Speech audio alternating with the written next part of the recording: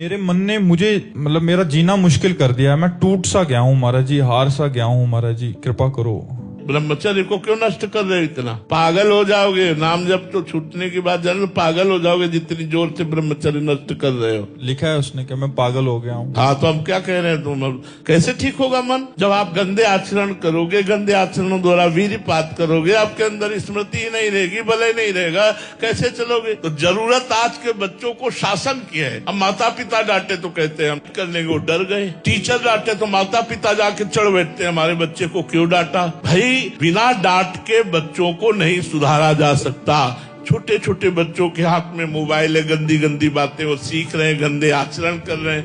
देखो, हमने पहले तुमसे कहा तुम्हारी पागल जैसी स्थिति हो जाएगी अगर नहीं समझोगे, इतना तुम वीर्यपात कर रहे हो। अब कैसे समझावे, कौन समझावे? संत जन्म शास्त्र की बातें बोल दिए, लेकिन ये बात कौन समझावे कि अगला इतना गंदा आचरण कर रहा है और ऐसे कर, कैसे सुधरे? कुछ ऐसी फिल्में, कुछ ऐसे सीरियल चल गए जिनको बच्चों को और पुष्टता मिलती गंदे आचरणों की। हमें लगता है सुधारने की जरूरत है। बच्चा नहीं तो काउंटर लिए हो, नाम जप करते हो।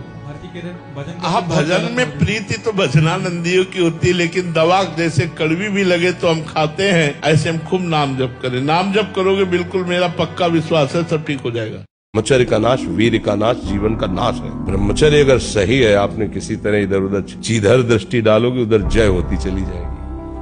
आजकल के बच्चे नौजवान इसको मनोरंजन समझते हैं और उनको सलाह भी ऐसी मिलती है। जो इधर सांसारिक प्रोत्साहन देने वाले हैं वो आपको सलाह देंगे। हमें तो अंग्रेजी को शब्द नहीं याद है, फ्रस्ट्रेशन। हाँ, और यही जो स्टेशन कह रहे हैं गाड़ी स्टेशन से अलग कर दो तो बोले तुम बहुत शांत हो जाओगे और फिर अपने काम में लो। देखो कैसा उपदेश दिया जा रहा है कि वो तो ये जो कमियां है ना, ये कोई भूत नहीं है जैसे लोग कहते हैं ना, पता नहीं कौन, ऐसा कुछ नहीं है। गंदी आदतें हैं, इन पर संयम लाओ। आप समझे, प्राय इस पर बच्चे ध्यान ही नहीं देते कि ये कोई मार्ग भी है। और परिणाम क्या होता है कि वो संसार में जिसे डिप्रेशन कहते हैं, मानसिक रोग से ग्रसित हो जाते हैं, क्योंकि इसका परिणाम यही है। या तो आपको प्रमाद और आलस्य युक्त होकर समाज से अलग पड़ा रहना पड़ेगा, और या फिर आखिरी हत्या कर ले, ऐसी सलाह आपका मन देगा, ऐसी स्थिति में पहुंचा देगा। इसलिए हमें लगता है जब तक ब्याह न हो तब तक ब्रह्मचर्य से रहो, ब्याह भी हो जाए तो संयम से रहे। ये जीवनी शक्ति है, किसी के साथ खिलवाड़ नहीं करना चाहिए। भारी से भारी कष्ट को मुस्कुरा कर सह जाओगे। प्रेम में बहुत बड़ी सामर्थ्य है। अगर भगवत चरणारविंद में थोड़ा भी प्रेम हो जाए तो मृत्यु भी फूल जैसी लगती है। देखो संसार में, देखो उनको यद्यपि प्रेम नहीं है, राग है, मोह है, पर वो एक दूसरे के शरीर से राग कर लेते हैं तो मृत्यु उनके लिए खिलवाड़ हो जाती है। वो बिछुड़ना पसंद नहीं करते, मृत्यु पसंद। हम सच्चिदानंद आत्मस्वरूप प्रभु से प्रेम करते हैं। हमको कोई विषय छुड़ा दे, उनका स्मरण भुला दे, उनके चरण से हटा दे, कहाँ प्रेम रहा? अरे एक साधारण शरीरधारी परस्पर प्रेम करता है तो मृत्यु स्वीकार करना अच्छा होता है, लेकिन वो सोचता है मैं बिछुड़ नहीं सकता और मैं सच्चिदानंद तत्व का अंश अपने अंशी से मिलना चाहता हूँ, और मुझे कोई विषय सता रहा है तो हम अपने प्रभु को भूलकर उस विषय को स्वीकार कर। कैसे प्रेमी हम, कैसे भगवत मार्ग के पथिक हैं। ब्रह्मचर्य का नाश वीर्य का नाश, जीवन का नाश है। ब्रह्मचर्य अगर सही है, आपने किसी तरह इधर उधर जिधर दृष्टि डालोगे उधर जय होती चली जाएगी।